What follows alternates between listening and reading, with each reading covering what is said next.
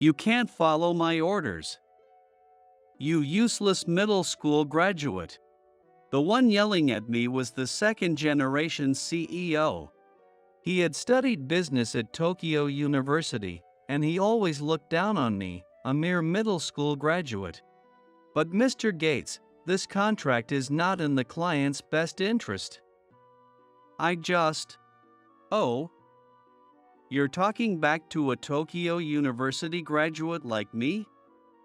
I'm the CEO, and you're just an employee. Do you understand who's in charge here? In charge. Does going to Tokyo University really make you that superior? I glared at Mr. Gates with frustration.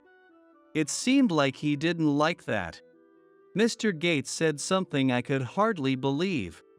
What's with that rebellious look? That's it. There are plenty of people who can replace you. If you can't follow orders, you're fired. What? Oh, and let's make it a voluntary resignation, shall we? I'm not wasting another dime on a nobody like you. Mr. Gates said this, laughing loudly as he left me standing there in shock. However, little did I know that this same Mr. Gates would be begging for my forgiveness on his knees, crying, just a few days later. Let me tell you the story of how I turned things around. I'm Stanley. Some might say I don't have any special skills, and maybe that's true. There were even times when I hated myself for it. Back in school, my grades were always average. I wasn't much of an athlete either. Even though I wasn't particularly outgoing, I had a few friends who stuck by me. We'd often bring our card decks and play the popular card games of the time. My parents were fishermen who worked as a team. They would head out to sea early in the morning, and by the time I came home from school, they were always back. I wonder what kind of fish we'll have for dinner today. I thought as I came home one day, but my parents weren't there. Maybe they went shopping? But it was odd that neither of them was home. The unusually quiet house started to make me uneasy. That day, my parents never returned. The peaceful days I had known vanished without a sound. I was taken in by my maternal grandparents, and as we left town, we passed by the harbor. The boat that should have been there was gone, still lost somewhere at sea, and my parents too. A few days later, the boat was towed back, but my parents were nowhere to be found. The sudden loss left me numb, unable to even cry, as I struggled to process the reality of it all. I moved in with my grandparents, leaving my hometown behind. When I transferred to my new school, I was surrounded by unfamiliar faces. At first, people were curious and asked me a lot of questions, but once they realized I was just an ordinary guy, they gradually started drifting away. I wished I could play cards with them like I used to, but the game I knew wasn't popular there. No one had those cards. Instead, a different card game was all the rage. I asked my grandparents that I wanted them to buy the new card game, but they frowned, looking concerned. In hindsight, it was obvious why. With the cost of my future education and upbringing on their minds, spending money on something like that wasn't practical. I couldn't push any further. I stopped going out on weekends and just stayed home, so maybe feeling sorry for me, my grandpa, James, invited me to go for a walk one day. Honestly, I wasn't at an age where walking around sounded fun, and I doubted he was taking me anywhere exciting. But I was bored enough to go along. After walking for about 15 minutes, we stopped in front of an old, unimpressive building. Olsen Go Club. The sign looked old-fashioned, with faded colors and an outdated font. Who would even come to a place like this? I glanced at my grandpa, thinking it couldn't be, but he was already opening the door. Oh my, James. We were starting to worry since we hadn't seen you around lately. Well, a lot's been going on. This is my grandson, Stanley. Is it okay if he joins us? Of course. Come right in. I bowed, took off my shoes, and stepped into the main room. There were about 6 go boards set up, with people facing off across from each other, deep in their games. I was guided to an empty seat, and Grandpa sat down across from me. I didn't get what was so fun about this dull-looking game. While I thought that, Grandpa eagerly began explaining the rules. It wasn't too complicated. I felt like I could probably beat some of the others here. All right, Stanley, why don't we give it a try? Sure. I could place my stones wherever I liked. I began placing them, thinking strategically about surrounding my opponent. It seemed easy, at least until the mid-game. Slowly, I started running out of good spots to place my stones, yet I kept thinking hard before making each move. And then, Grandpa placed a stone. Oh, wait. That spot. I was just about to place my stone there. Before I knew it, I was completely absorbed in the game. By the time I noticed, there were a few older men I didn't know standing around, watching us. When we finally finished placing all the stones, I gathered the pieces on my side and counted them. I had lost by just a few points. Oh wow, to lose by such a small margin against James. Well done, kid. How long have you been playing? Today was my first time. Your first time? Impressive. No, not really. I lost, after all. Still, that was a great effort. Even with the compliments, I couldn't shake off the frustration. I had underestimated this game. It looked so simple. To be honest, I didn't expect to lose to an old person. He's my grandson. We're living together now. That day, I was treated like a little celebrity. Some folks even gave me snacks and drinks, calling me Stan and cheering me on. That's how I ended up hooked on Go. At first, I just looked forward to the weekends when Grandpa would take me. But eventually, I started going by myself after school. I became a regular at the Go Club at a young age. As I played against others, I realized that Grandpa had been going easy on me. It turned out he was pretty skilled at Go. Even the other members were strong, often challenging me with just the right amount of leniency. I lost more often than I won, but the games were always fun and engaging, and I'd occasionally manage a victory. I couldn't wait to go to the Go Club every day. It was one afternoon after school. As usual, I left school, planning to go to the Go Club. All right, today I'm going to show everyone what I've got. One day, I'll even beat Grandpa. With that thought, I confidently stepped through the school gate, only to realize I had forgotten something. On my way back to the classroom, I passed by a girl. I think her name was Haley. She's quiet, unremarkable, and doesn't really stand out. I'd never seen her hanging out with anyone either. Oh well. I grabbed what I had forgotten and hurried out of the school. When I got outside, there was Haley walking ahead of me. She looked lonely. Come to think of it, I used to feel that way too. But now I've got the Go Club, so I'm fine. Still, I felt a little sorry for her. Mustering up some courage, I called out to her. Hey.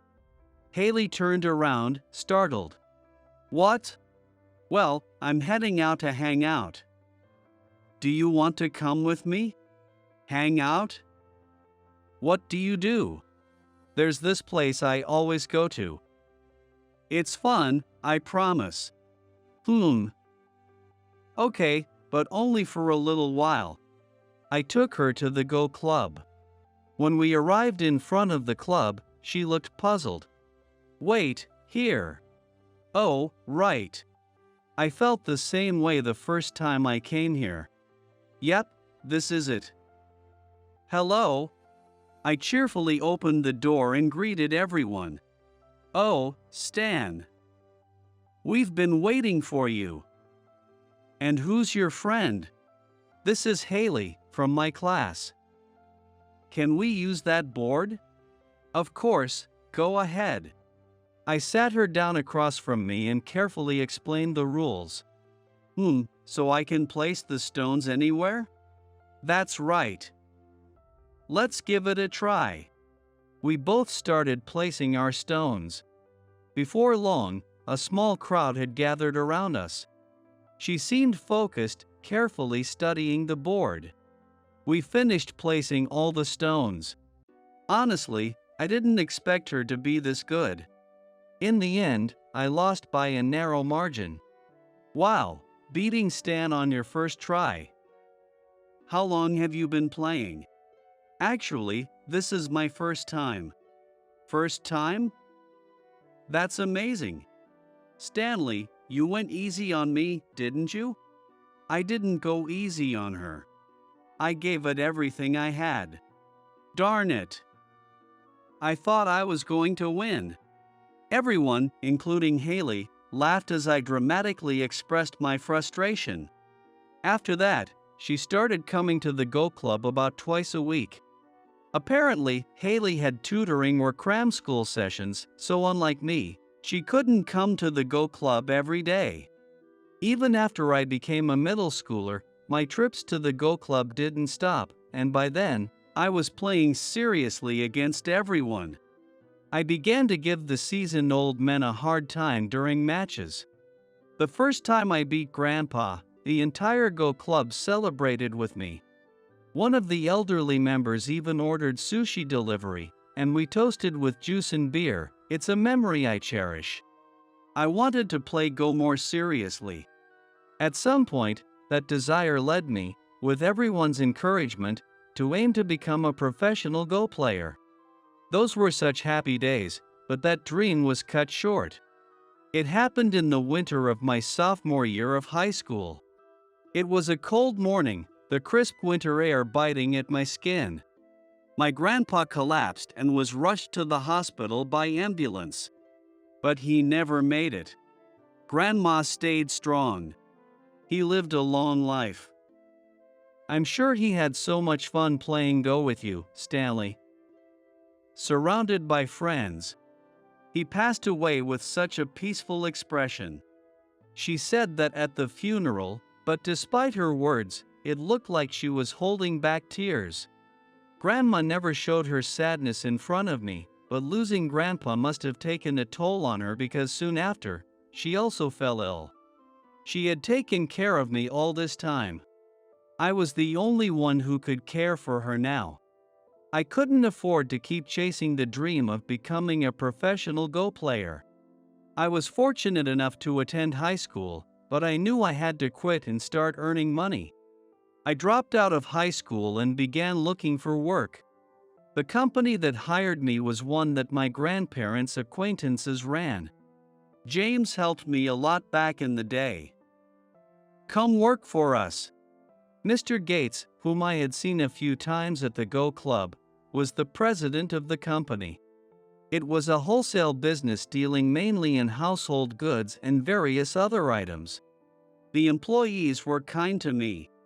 You're pretty mature for your age. You're polite, and it's pleasant talking to you. You're serious and good with people. I was initially doing office work, like checking documents, but because of those compliments, I was transferred to sales. At first, Mr. Gates told me that sales would be too demanding and to stick with office work, but after hearing everyone's thoughts, he encouraged me to give it a try. I was taken around to meet various clients, gradually learning the ropes. So, you're the new guy? You seem pretty composed for someone so young.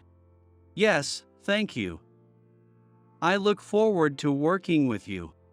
Same here, let's keep in touch. The clients were all kind and said good things about me. You've brought in a good hire. I feel confident leaving things in your hands. They said that, and some clients even expanded the range of products they carried in their stores because of me. I felt fortunate. Even though I had no real skills, everyone was so supportive just because I worked hard. Determined to meet their expectations, I threw myself into my work. No matter how small the task, I would rush over if asked. Even for things that could be handled over the phone. I preferred to meet face to face to ensure everything was clear. Because of that attitude, I was invited to accompany a sales call to a potential client. There was one company we had been trying to secure a deal with for some time, but we hadn't managed to close the deal. It was a big account, and changing suppliers would be a significant adjustment for them. The cost of our products was slightly higher, but the quality was significantly better. The client's company president, Mr. Owens, was aware of that. I was taught that by my senior, Kieran. We waited in the meeting room at the client's office for a few minutes. "Sorry to keep you waiting," said Mr. Owens as he walked in, and when I saw him, I was stunned. "Simon." "Ha?" "Stan, no, wait, it's you, Stanley." To my surprise, it was Simon, Haley's father. He was also a strong Go player. Whenever we bumped into each other at the Go Club, we usually only talked about Go. I had heard he was a company president, but I never imagined he was the CEO of Lilacs, the major company we were trying to secure a deal with. "Have you been playing lately? I haven't seen you around." "Yeah, I'd love to play again soon." For a while, Simon and I got caught up in talking about Go, completely forgetting about Kieran. Realizing we had been ignoring Kieran, Mr. Owens and I snapped back to business. Sorry about that. We're here to talk business, aren't we? It seemed like both of us tended to get carried away when it came to Go. I've been considering it for a while, but Mr. Owens hesitated over Kieran's negotiation proposal. So, I decided to take a bold step. "Kieran, how about we ask them to carry both products side by side? And, for the time being, our company could cover the cost difference." Even Kieran seemed unsure about it. "Mr. Owens, I think it's most important that your customers are happy. Even if it's 10 cents more expensive, quality matters. It's possible some of your customers are going to other stores because of it. I'm confident our product will make them happy. Well, it's true the quality is better. But adding new stock to the shelves is a hassle. In that case, Kieran and I can help. We'll personally deliver the stock to each store and make sure it's displayed without disrupting other products." Kieran looked at me, surprised. "Wait, what? Let's test it out for a while, see how sales and customer feedback go. If it doesn't work, we'll pull the products out. Please, give us a chance." All right, I'll give it a shot. Thank you." "Kieran, now we just need to head back and convince Mr. Gates. Our job is to get him on board with this." "Yeah, let's do it. And if we get in trouble, I'll take the blame." "I'll convince Mr. Gates, so please give us a bit more time."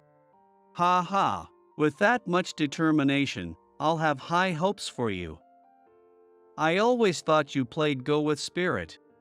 And it seems you're just as lively in business. Thank you. Well then, we'll be in touch. And next time we meet at the Go Club, I'd love to play a game." "Yes, absolutely."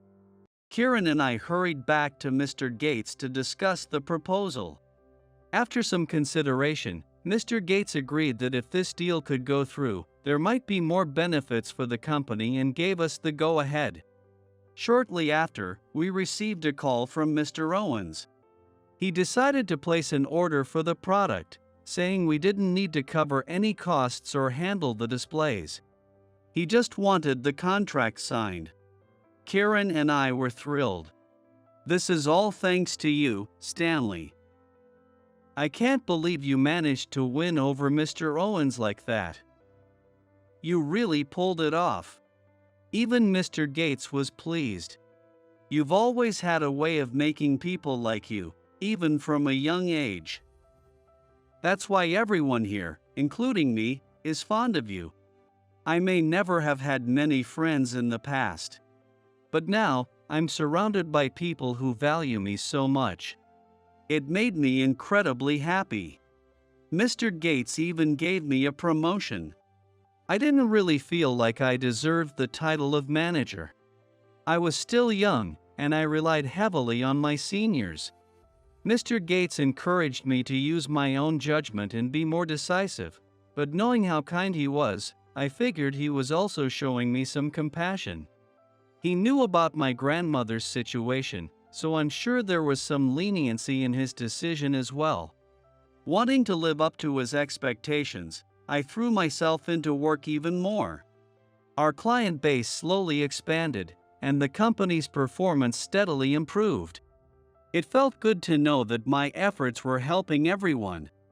In the midst of those days, there was an announcement that the president of the company would be stepping down. Apparently, Mr. Gates wasn't in the best of health. I had noticed him coughing occasionally, but now I heard he had collapsed. His son, Matthew, was going to take over as the second-generation president.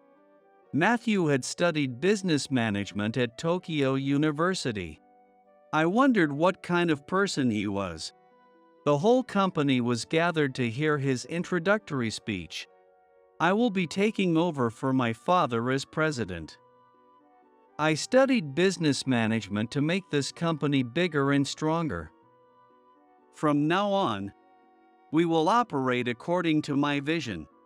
He gave off a strict, no-nonsense vibe. Well, I decided to just focus on doing my best with what I could.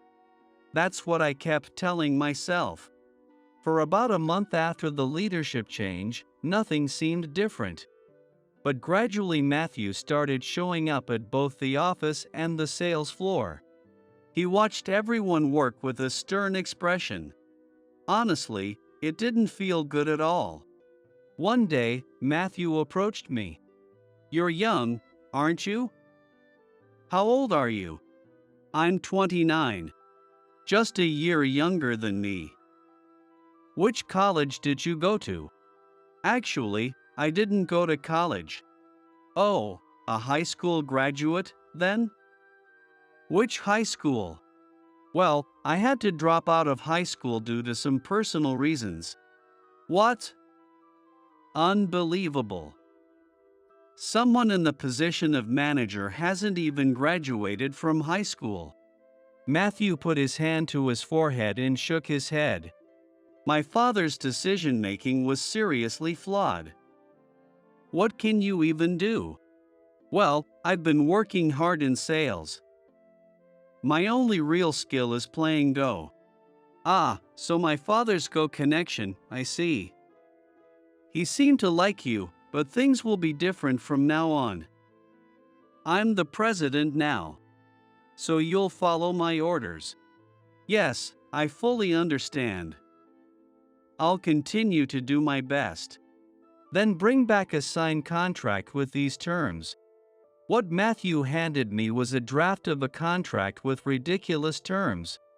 It was a one-sided proposal, entirely focused on our company's profit. There's no way. I told you, didn't I? You'll follow my orders. This was insane. First of all, with terms like these, we couldn't compete with other companies, and there's no way the clients would be happy. I was given a week to secure the deal, but I was at a complete loss. It wasn't a matter of whether I could do it or not. I could probably beg and push for a few contracts. But that would ruin the trust I had built with our clients. It would hurt the very people I had worked so hard to connect with. I was torn. I knew I had a responsibility to the company. but I just couldn't recommend this contract. As I kept pushing it off, telling myself I'd figure it out tomorrow, the deadline crept closer. I hadn't even taken the draft out of my bag. "Hey, Stanley, you don't look so well. What's going on?" While delivering a quote for a new product at Lilacs, Mr. Owens expressed concern. "It's nothing, really. Come on, don't be so secretive. It looks like you're dealing with something tough. If you feel like it, I'm here to listen and help." I hesitated, but I realized hiding it now might make things worse. I pulled the documents from my bag and showed them to Mr. Owens. "This is..."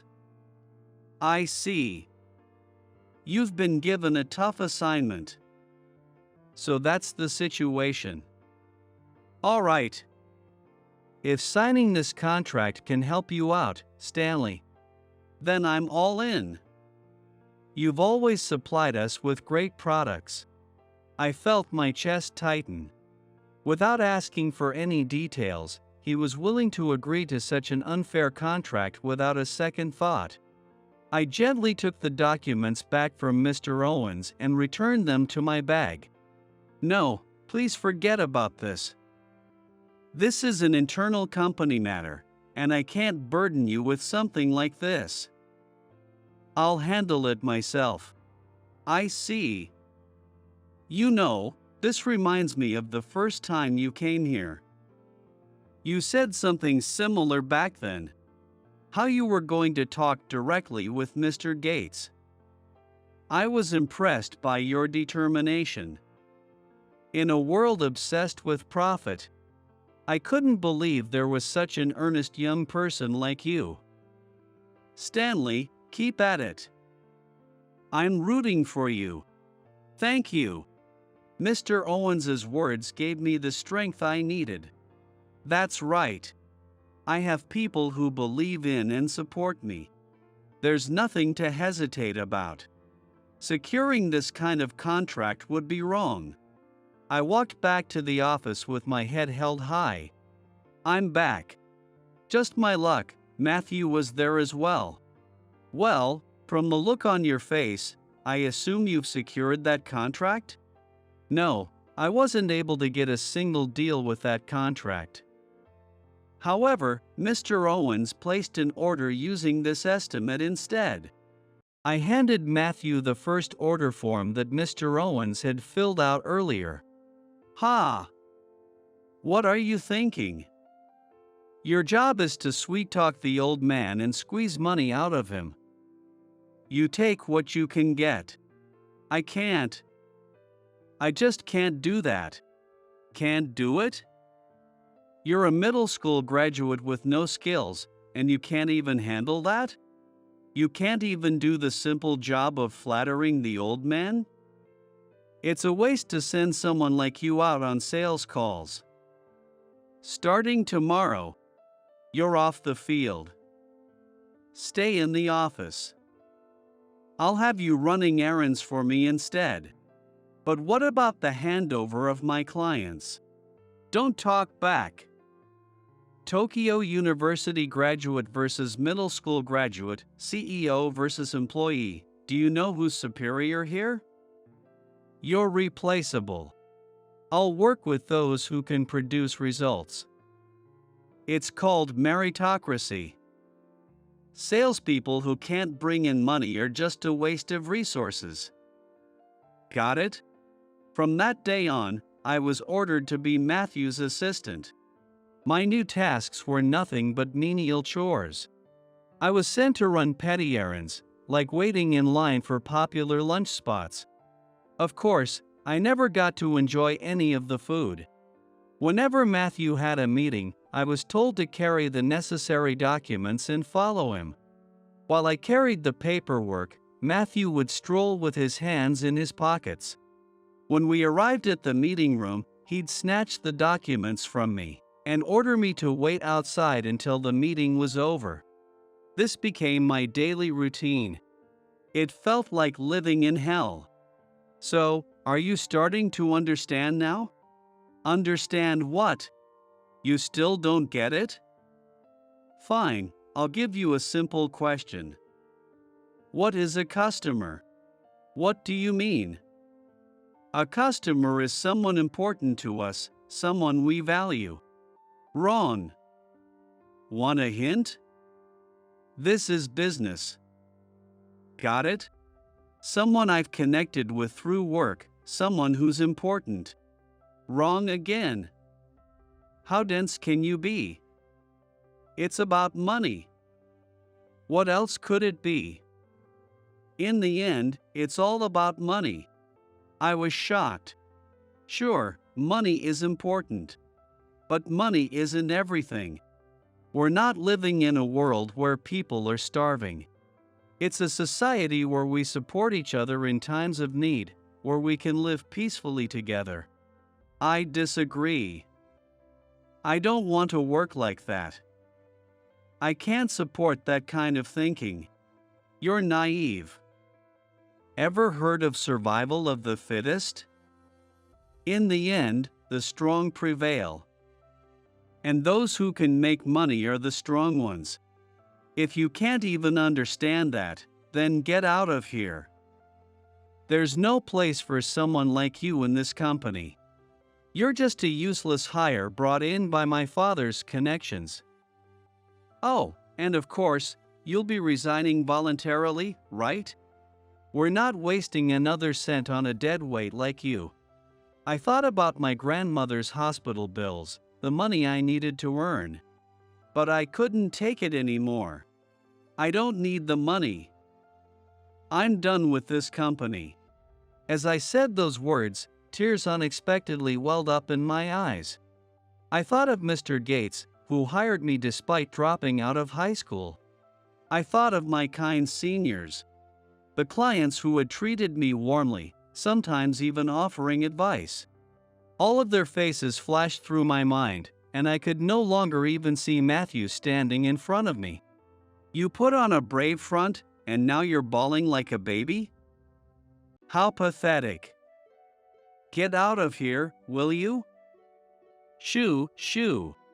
I turned around, ignoring the concerned looks of my coworkers, and rushed out of the company. I headed straight to the hospital where my grandmother was staying. I washed my face in the restroom, hiding the traces of my tears. Then, I headed toward my grandmother's hospital room. When I opened the door, I saw that she looked a little better. You seem to be doing well today. Oh my, weren't you working today? Yeah, but not anymore. I sat down next to her. Actually, I quit my job today. It was a good company, the one you introduced me to. I'm sorry. My grandmother gave me a far-off look, as if she could see right through me, and then spoke slowly. No, I'm the one who's sorry, Stanley. I've made you endure so much. I couldn't do anything for you, and on top of that, I made you carry all these burdens. That's not true. You raised me through such difficult times and even helped me find a job.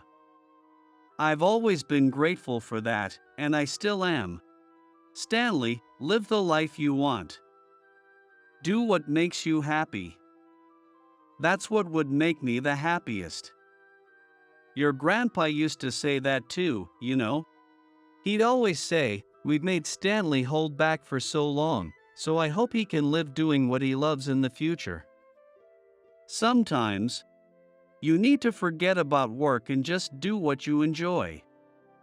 If you don't, you'll end up like me before you know it. She said this with a playful tone. Ha ha, you're right. We only get one life. What makes me happy, huh? I've been so focused on work all this time. I have some savings, so I won't be in trouble right away. What do I really want to do? Thank you. I feel better now. I think I'll go out for a bit. I left the hospital and began walking. As I walked along the familiar path, it gradually turned into a road filled with memories. I don't usually take this route, but it's one I used to walk often in the past. Not far after passing the elementary school, I reached the old Go Club. The Go Club that had always seemed a bit old-fashioned even back then. There is no way that the appearance has been renewed, so it hasn't changed one bit. I opened the door to the Go Club for the first time in years. Welcome. Oh, is that Stan? It's been a while. Come on in. Long time no see. Excuse me for dropping by. Hey everyone, Stan's here. Hearing that, the familiar faces of the older men gathered around me. What have you been up to? How have you been? They pulled me over to the Go board, eager for a game. Well then, I'll play first. I'm probably the best one here right now. Then I'll go next. You're not leaving early today, Stan. One of the men handed me a juice, smiling as he always had. They still treated me like a kid. I thanked him, took the juice, and drank a sip. Ah, I'm home. That's what it tasted like. The slight sourness might have been from my own tears. I wiped my eyes with my handkerchief, faced my opponent, and picked up a stone. I placed the stone on the board. The repetitive action of playing Go brought some peace to my mind. It seemed like I hadn't lost my touch. Playing steadily, I won 2 games in a row. Well, if it isn't Stan. How about a match? It was Mr. Owens. He had just arrived and was loosening his tie, stuffing it into his pocket. Let's play. It had been a while since we faced each other. Mr. Owens was a tough opponent. I was struggling to keep up with him. What's going on, Stan? You're usually so free and bold in your moves, but now you're playing so timidly. The sharp sound of his stone hitting the board made me gasp. Ah. That spot. The board looked familiar. Of course.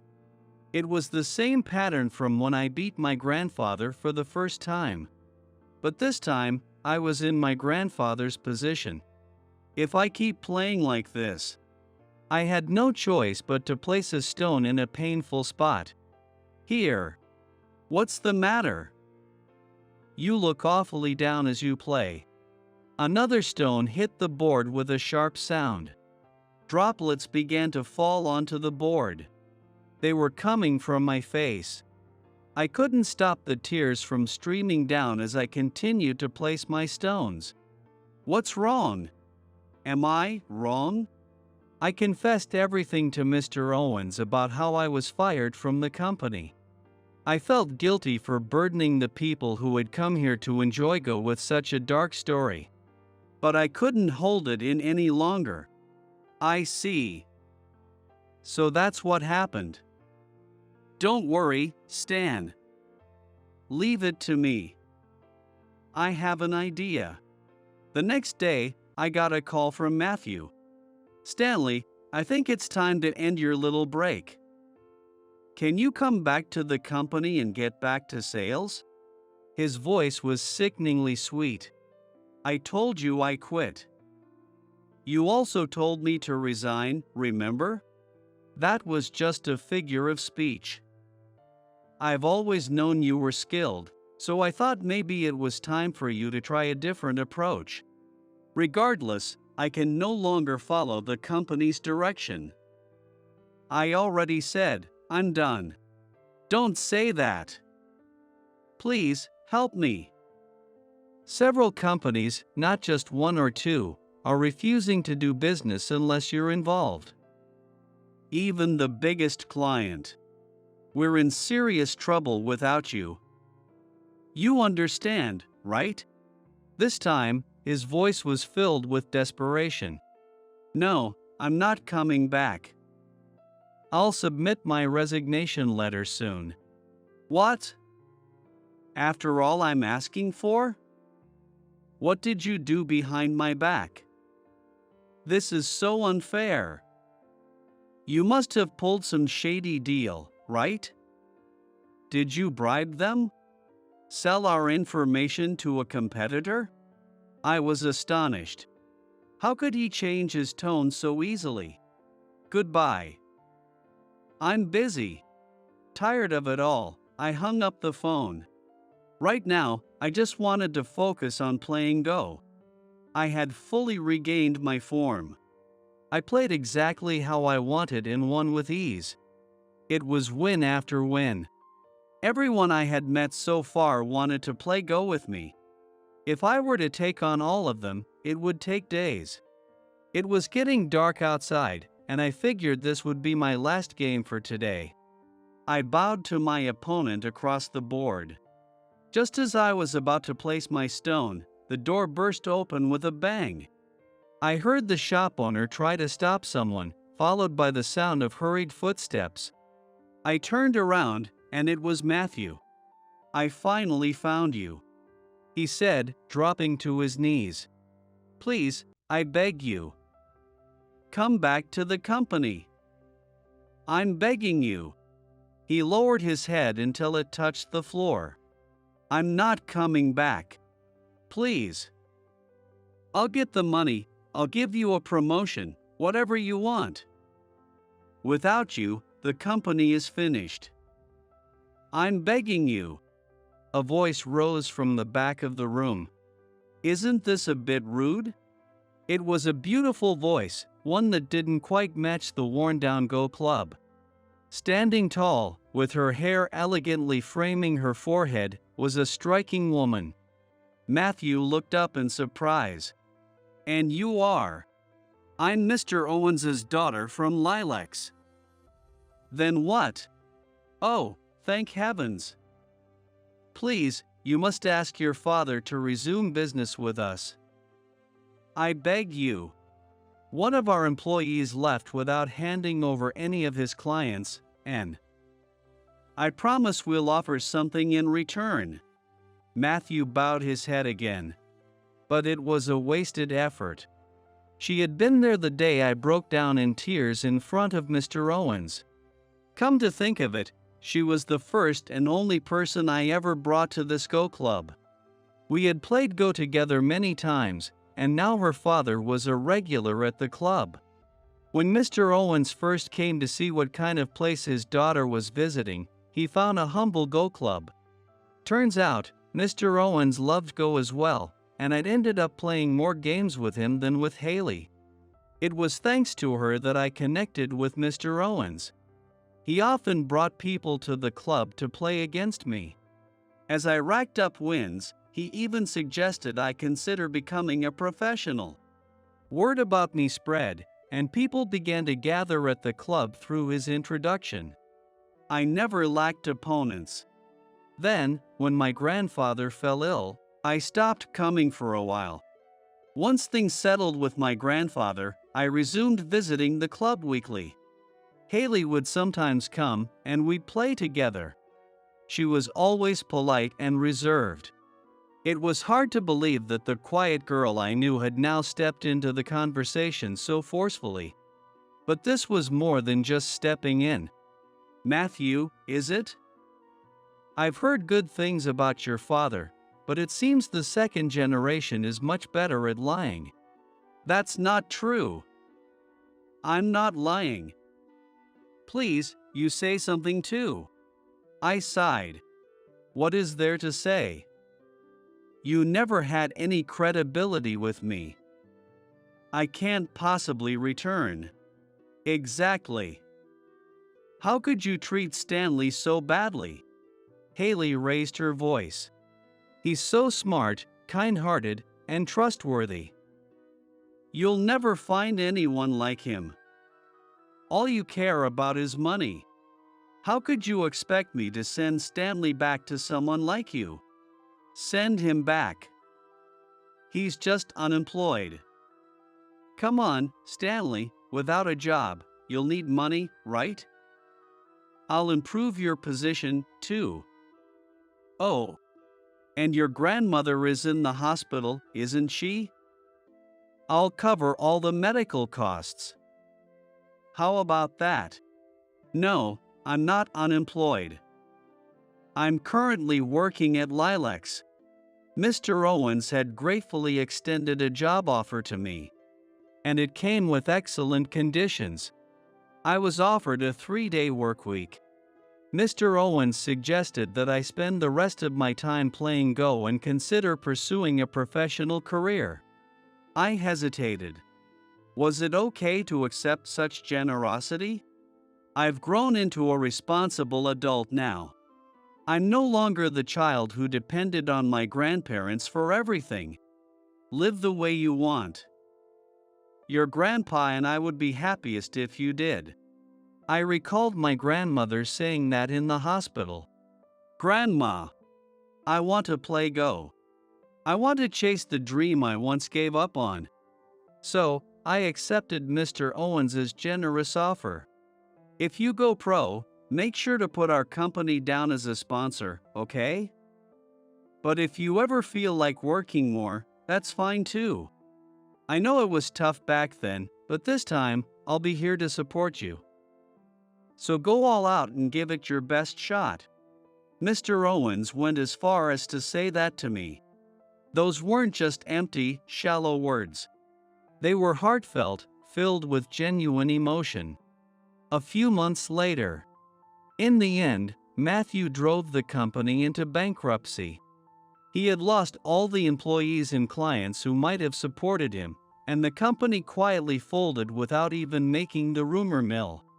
Rumor had it that Matthew, lacking any support or connections, was now burdened with debt and scraping by on daily labor jobs. It was a cruel irony for someone who had studied business management at Tokyo University. On the 3 days I wasn't playing Go, I went out to handle sales. Thanks to my connections and referrals, I was able to bring in a decent number of contracts, despite only working a 3-day work week. I didn't want to take advantage of the company's generosity. So, to make up for the reduced workdays, I worked extra hard in sales. As I expected, my instincts weren't wrong. Your previous achievements were outstanding, and it's all thanks to your character. You have such a pleasant way of communicating with people. I'm proud that I pushed for your hire. Mr. Owens was genuinely happy to have me on board. Though there was one other condition to the favorable offer. Haley. I was to become her Go teacher. So, how's Haley's skill? She seems to be doing quite well, don't you think? Yes, she has a straightforward and quiet playing style. If I get too caught up admiring it, she quickly gains the upper hand. It keeps me on edge. Is that so? What exactly are you admiring? No. I meant her playing style. Ha ha, I'm just joking. I'll leave her in your capable hands. Today, I would be playing a match against Haley. I made my way over to her. We bowed to each other and the match began. And so, the game began. The soft clicks of the stones echoed with each move. I placed my stone where I thought it belonged. But then, on her next move, Haley made a clear mistake. However, her fingers hadn't yet left the stone. She kept her slender, graceful fingers resting on it. Curious, I looked up to see her gazing at me intently. I felt my heart skip a beat and held my breath. It was as if time had stopped. Go ahead, it's your move. Oh, right, sorry about that. I glanced back at the board, but the stone Haley had just placed was no longer there. She slid her fingers and placed the stone in a different spot. It was right next to my stone, which I had placed in the top right corner at the star point. She placed it perfectly at the Komoko point. This wasn't her usual move. But it was a good one. This game, it might be special. As I took an unusually long time to think, I realized she was still gazing intently at me. I had spent most of my life being helped by others. I used to think I had no special talents. That's what I believed. But now, I understand. Being good at academics, excelling in sports, or having money. Those are all great things, I suppose, but I believe there's something more important that I should value. Being trusted is important. And what can I do to earn that trust? How should I carry myself? When I think about it, the answer comes naturally from within me. Being genuinely honest and sincere, as if it's second nature. That's what it takes to honor the trust people place in you. Thanks to everyone, I've made it this far. And life is just beginning. If I ever get married in the future, I'd love to have the ceremony by the sea. Preferably somewhere with a view of the ocean from my hometown. Maybe, just maybe, my mom and dad will come to watch.